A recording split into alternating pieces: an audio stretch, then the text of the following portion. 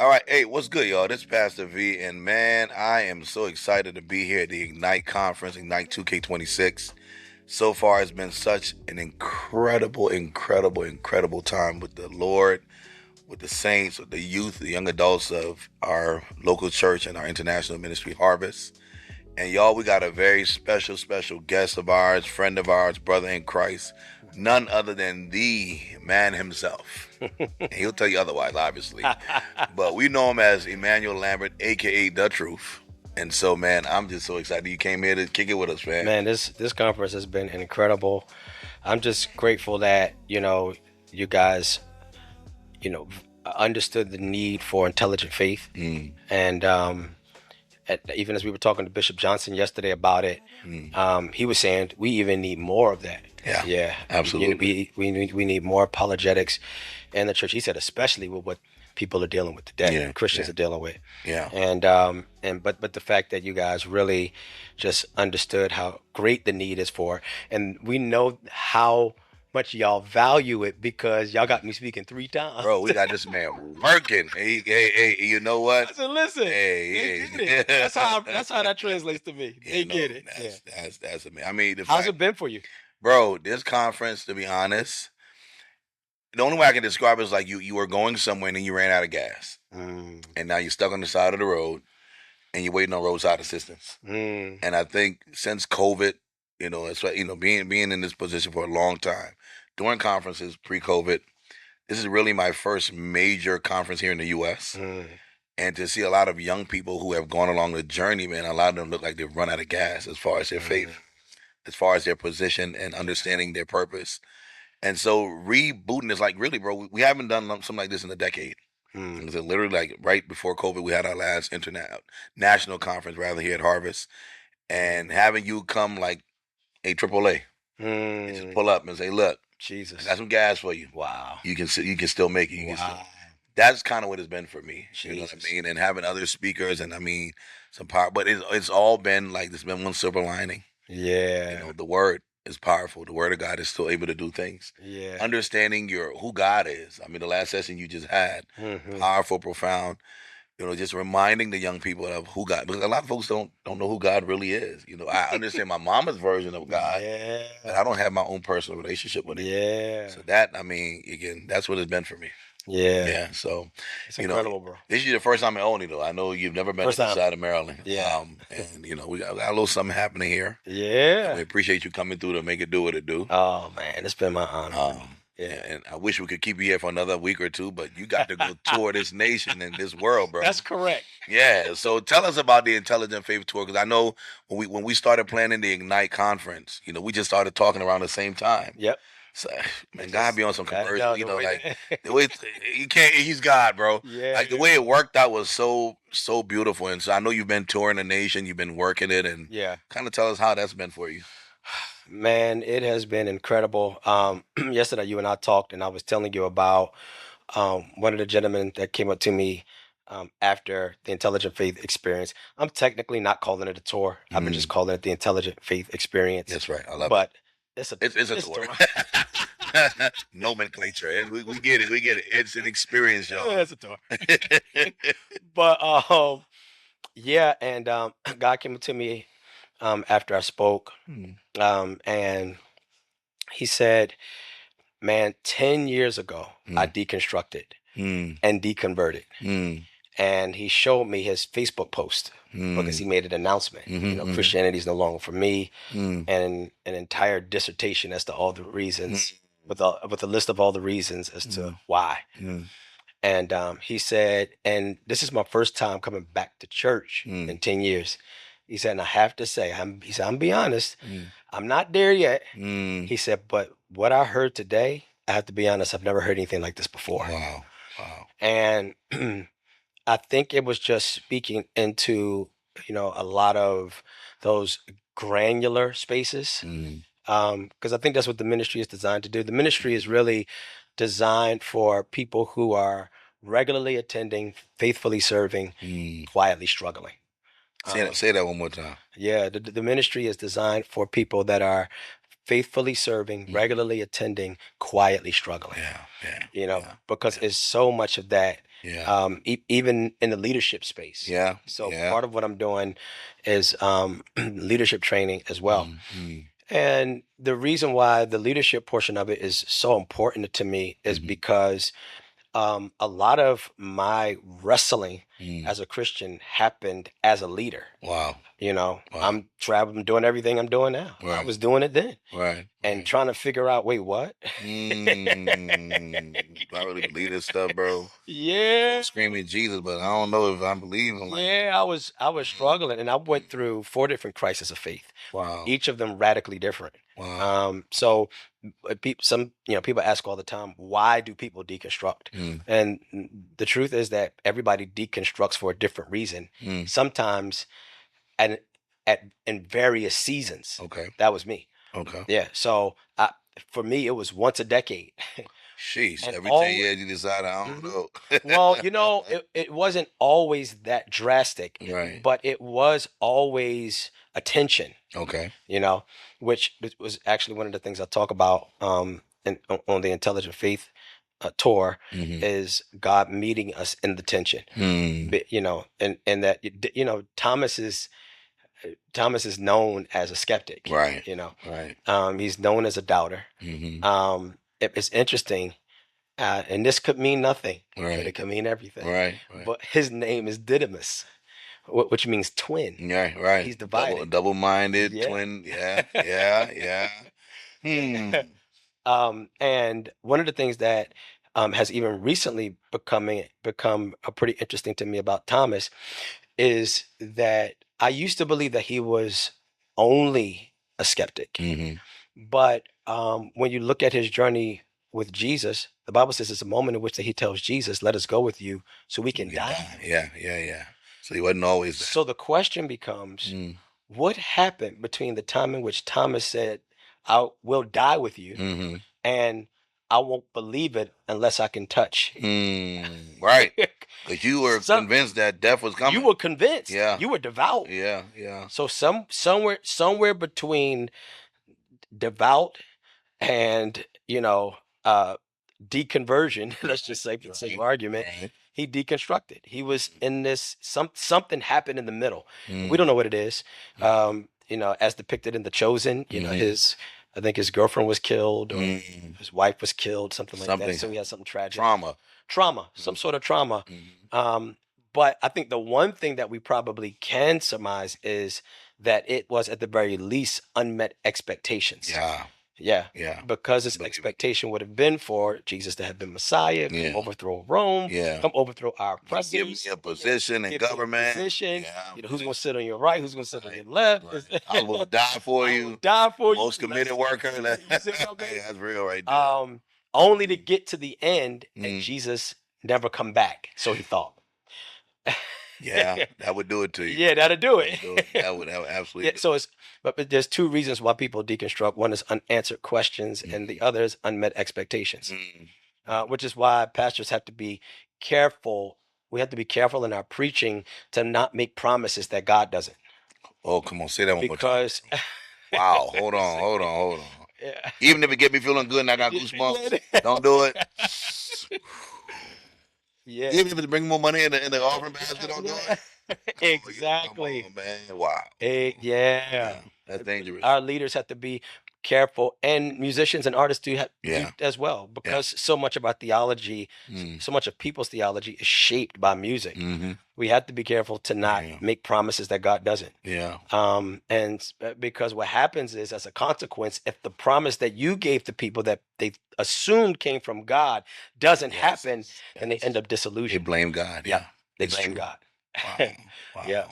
So real quick, you mentioned music, and if you've known the brother, man, 3 decades of commitment to this genre, to this craft, to this ministry.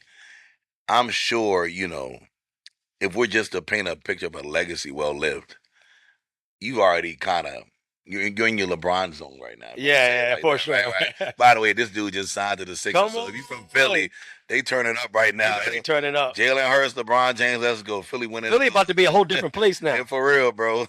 Some of us gonna be driving up 495 to 295 and 95 to make it happen. In any case, how did you translate or transition from music to the degree that you are now involved in apologetics? That's a great question, bro. So, the thing is that I've always been doing all of it. Mm-hmm. So I've always been preaching and teaching, always been doing apologetics. Well, for a minute, I've been doing apologetics, and I've always been doing music. You got to figure when we started out as urban missionaries. And so for us, it was about how to marry our spiritual gifting with this passion of hip hop, with our culture, with our passion. Right. And so I've always been graced to teach, always been graced to be an evangelist, which I think that apologetics is really just is one of the twin towers of evangelism. It's true. Yeah, because it serves one of the purposes that apologetics serves is to remove the barrier that hinders people from actually giving attention to the gospel. Yeah. So apologetics serves the gospel, and so this has always been the grace of my life: teaching, apologetics, evangelism. Makes sense. So, which is why throughout my music, you've always kind of heard those elements. It's true. It's true. So it's always kind of been a part of the package. And then the best way I can say it is I've always, over the past, say 25 years or so, I've led with the music. But I've always, on a parallel track, found myself doing preaching engagements, apologetic work. Sometimes more preaching than music in some cases, I'm sure. Some years, some years more preaching than music. And so the only difference now is that where I was leading with music and, apologetics and evangelism and teaching kind of served alongside of it. Now it's just inverted. Now I'm leading with apologetics, teaching, and evangelism, and the music is I'm using the music to serve that instead. So powerful. Yeah, that's been the journey for me. Which, by the way, man, if you're around here and only anyway, we're gonna get some music tonight, just in case y'all wait. You'll find the boy still got it. I'm sure he do. I'm sure he still got it. Now, I'm sure there's something cooking that folks don't know about, and we want to talk about. Yeah. Let's talk about it. Okay. Is this your first book coming out? Yeah, come on, y'all. Come on. This is my first. Throw it up real quick. Throw it up real quick. This is my first book. This is the premiere of many works to come. Yes. I'm already working on the second one. Well, there you go. I'm not claiming to be a prophet, but I see it coming. I'm sure you can literally turn every song into a book, every album into a whole library. So, very true. Well, let's talk about it. Why a book? Why now? We know what's happening with the book. Great question. You know what? I've always had the struggle. When I was in 7th grade, I never forget, my mom came up to the school for parent teacher, and my English teacher said to her, "Your son is excellent. His writing is awesome, but he's verbose." He talk a lot. He got a lot to say. He chatty. I only asked for a 2-page paper, and he gave me a 7-page.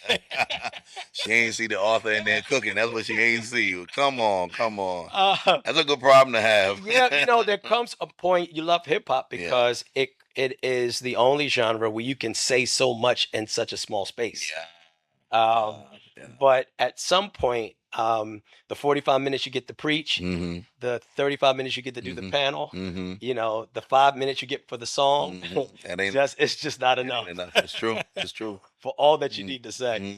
And so I thought a book was necessary in this season because of all that. Number one, all that I need to say. I get to finally kind of get it all out. That's one. But the need is great. Okay. I've always written, whether it be albums or in this case a book. I've and even my sermons. A lot of times, the thing that I'm thinking about is what's missing. Yeah. What are we not talking about that we should be? The song "My Story" on Moment of Truth. Right. That was birthed out of that mindset. It was everybody's telling their story, Mm-hmm. but most of their stories were, I was in the streets. Right. The old regular, Yeah, I was in the streets, I and was a dope God, boy, and then you God, know, I almost broke a leg, and you then know, Lord, and He saved me. yeah. And I said, but nobody's telling this side of the story. Mm. So I wrote my story, Mm-hmm. which was God. I don't have the experience where God had to snatch me out By the of grace the of pit God, of man, darkness. come on. My story is that God preserved me. You know, Mm-hmm. Mm-hmm. and so the same with the song Resurrection. Mm-hmm. Mm-hmm. At that particular time, everybody was doing songs about the crucifixion. One of my favorite, by the way. That Oh, song, yeah. you can feel the oil on that thing, bro. Yeah. Everybody was doing a song about the crucifixion. Mm-hmm. And I was like, what's missing? Nobody's Mm-hmm. talking about the resurrection. Wow. Well, So, come on, the actual result of the thing. yeah, Come come on on. now. Wow. I got a section in one of my messages. I might preach it tonight. The Mhm. results are undeniable. Mm. And it has to do with the impact of the resurrection. Yeah. But this book is no different. Mm. That's just the way my brain works. I go, what's missing? Mm. And my heart bleeds in that direction. Come on. And so with this particular book, it's doing two things. Mhm. Most apologetic books are really dense, Mhm. and it's a lot of heavy lifting, a lot Mhm. to work through, because apologetics, Mhm. theology in general, Mhm. but especially apologetics, is a discipline that has to span across all the others. So you have to have a cursory understanding of philosophy, a cursory understanding of archaeology, cursory understanding of Just a history. lot. You got to know a lot about a lot. A little bit about Bless your everything. heart. You got to say, hey, this boy, he know what You he's got to be talking able to about. say it. The Roman historian Tacitus said, and that was in 160, one of his four Bro, writings. get out of here. You speaking English? What are we doing? You know what I mean? Yeah, his fourth writing in the annals, but it's like, whoa. But we need to talk like that, though. We need to understand how this stuff works. yeah, well, but that's because that's what things are now. Yeah, They're like, yeah. yeah, but tell me why. Yeah, but why? Once you answer the why, yeah, but why? But why? And Yeah, you'll but keep why? drilling and drilling Keep and drilling. down. Shice. And so, Come on. what I wanted to do with this book is I wanted to take all the heavy lifting out of it and just say, here are the bite-sized answers to the big questions. And the format that I did it in was something that I felt would be helpful if it were a book I was reading. And that is, I did a mock conversation. Okay. So it's literally like, if they say this, here's what you say. If they rebuttal and say that, here's what you say. Practical usage. That's dope. Very practical in that sense. Come on. So that's half of the book. The other part of it is deals not just with what to say, but how to say it. Okay. Because one of the things I think we struggle with, and I've struggled with, and struggle with, is being in a conversation that I'm passionate about, while maintaining being emotionally grounded, and emotionally intelligent, and emotionally regulated, and compassionate, and wise and gracious, and all the things. It's so easy to go left. Oh boy, because when you're passionate about it, it's very hard to not be bothered. Right. I mean, and then depending upon who you're talking to, right, and their disposition and their posture, you might find your sleeves real quick, bro. I understand Peter. Yeah. Drawing a sword. Yeah. Yeah, at that point, you understand it. What you want to do? Because he's passionate. Yeah. About Jesus. Come on. As we are. Come on. But Jesus, as he does with us, had to correct him. Yeah. I got a better sword than that. When that sword to get rusty, I got something that'll cut deeper than that. Oh, come on, somebody. Bro. Wow. So you said a lot, but what is the name of the book? The book is called "Forgive Me If I Was Rude." Uh-oh. Yeah. Come on. And the reason why that's such an important title is because I have been rude and I have been condescending. That's not all I've been. But for the times that I have been, it's been detrimental because I might have won the war of words, but lost the relationship. Come on now. In the exchange. Come on. Sometimes unbeknownst to me. And so I document, where I got it right and where I got it wrong. That's good. Yeah. That's good. Just in everything ranging from body language, disposition, temperament, you know. Puffed up attitude like a Yeah, Pharisee. I exactly. know better than you. Exactly. Come on. Exactly. Come on. Being a know-it-all, but all that's all in the book. Wow, wow. That's all in the book. Come on. Yeah. Come on. So what chapter speaks most to you then? Oh, that's a great question, bro. I got one chapter. It's called what's the name of that chapter?